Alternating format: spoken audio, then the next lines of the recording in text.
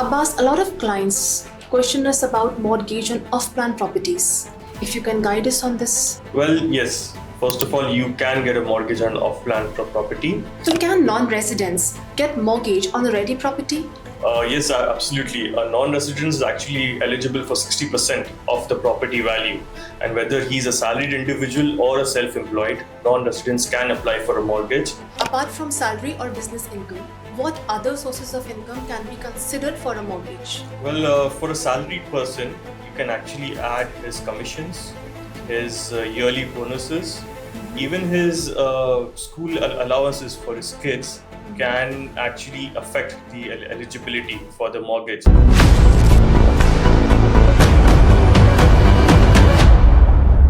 Securing the right mortgage isn't just about financing a property, it's a strategic decision that can save you millions. In today's episode, we are discussing key mortgage strategies to help you make informed decisions. Hello everyone and welcome back to my YouTube channel. If you are new here, I'm Venu Rehan from Unique Zone Real Estate. Today, we are exploring one of the most important aspects of real estate, mortgages.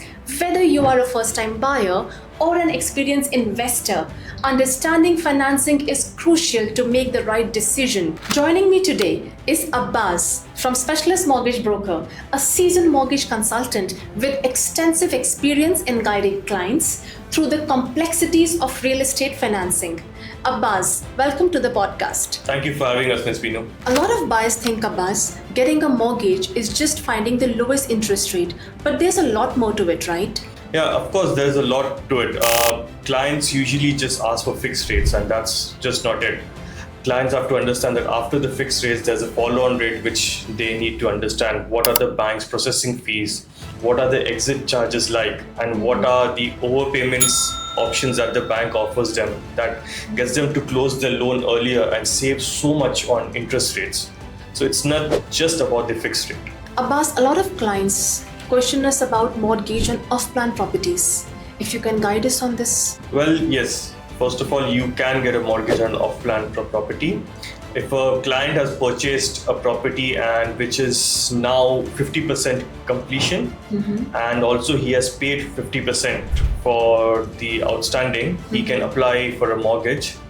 Great. Unfortunately, this product is currently available only for residents and not for non-residents. Okay. So can non-residents get mortgage on a ready property? Yes, absolutely. A non-resident is actually eligible for 60% of the property value. And whether he's a salaried individual or a self-employed, non-residents can apply for a mortgage, condition being that it should be a ready property. How important, Abbas, it is for a client to obtain a pre-approval before starting the process of buying a property, and how much time it takes? Well, it's really important for a client to get a pre-approval before he starts his property search. For a real estate agent, he takes a pre-approved client more seriously because he knows what is exactly the client looking for at what budget, and the sellers are also open to negotiate with a pre-approved buyer. And also a buyer, once he has a pre-approval, he knows what his monthly outflows are going to be, and he can accordingly plan his down payments and finally the budget, the property that they're going for. Abbas, what are the different kind of mortgages available? Well, there is one which is a standard mortgage, which you do for your developer unit or your resale properties. Second, you have buyouts where you shift your bank to get a much more attractive interest rates. Another would be you can refinance your property and get equity out of that, where you have an existing unit, where you might change your bank, or also with your existing bank, you get equity, or in very layman terms, you get cash out of your property to buy another real estate. Apart from salary or business income, what other sources of income can be considered for a mortgage? Well, for a salaried person, you can actually add his commissions, his yearly bonuses, even his school allowances for his kids can actually affect the eligibility for the mortgage. And overall, for a self-employed or a salaried person, you can actually add the rental incomes as well, which they receive. Abbas, can clients secure a mortgage solely on the rental income? Yes. If you do not have a salary or a business income in the UAE and you're just an investor who has multiple properties in Dubai, then yes, based on rental income, you can get a mortgage. The banks have a certain condition where they have a minimum number of properties and a minimum amount of rent that you have to show to the bank to secure that mortgage. Abbas, how do mortgage requirements differ from salary individuals to self-employed? For a salaried individual, it's much more easier for the bank. You just take their monthly salaries. You may add a rental income or bonuses or commissions that they receive. You minus out the liabilities. For a self-employed, it gets a bit more complex. Certain banks take their VAT returns into consideration. Certain banks take an average for their business statement, or certain banks would just purely based on the loan amount go only on their audit statements. So self-employed gets a bit more complex. Salaries are much easier for the bank. How are the mortgage rates expected to trend in the near future? Will they go up or will they go down? Well, the hope would be that they wouldn't go up. But since COVID, we have had an uptick in the interest rates, which have cooled down since 2024, owing that the UAE dirham is pegged to the US dollar.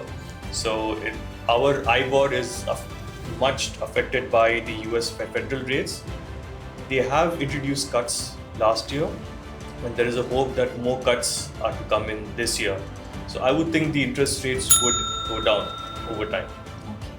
Abbas, what is IBOR? So IBOR is the Emirates Interbank Borrowing Rates. It is a rate at which banks lend money to each other.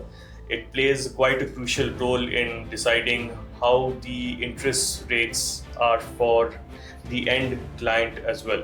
Especially IBOR has an effect on customers who are going for variable rates because they get charged the bank's minimum profit rate plus the IBOR rates. Can you explain, Abbas, what is equity release? Equity release is you getting cash out of your property, whether it is a property which is bought on cash or a mortgage.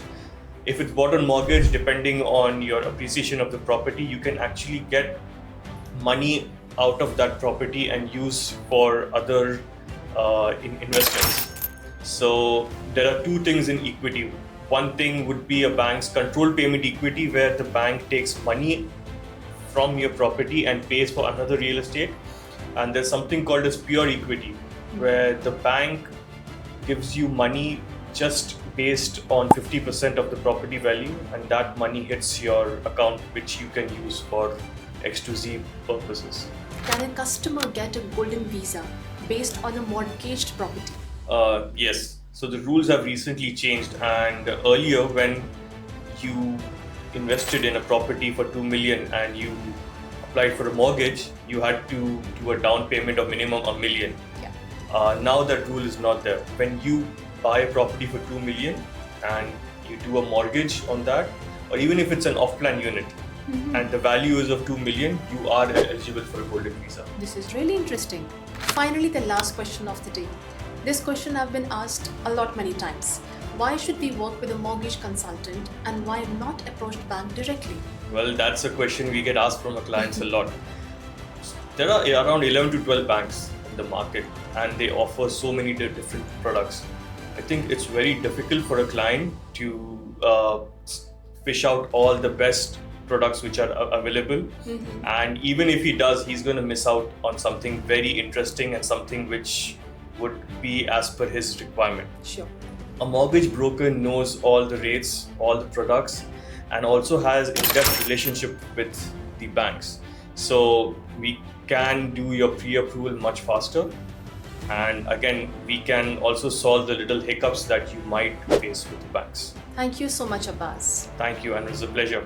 That wraps up today's discussion on mortgages. A big thank you to Abbas for sharing his expertise on everything from off-plan mortgages to various types of income that can be considered when applying for a loan.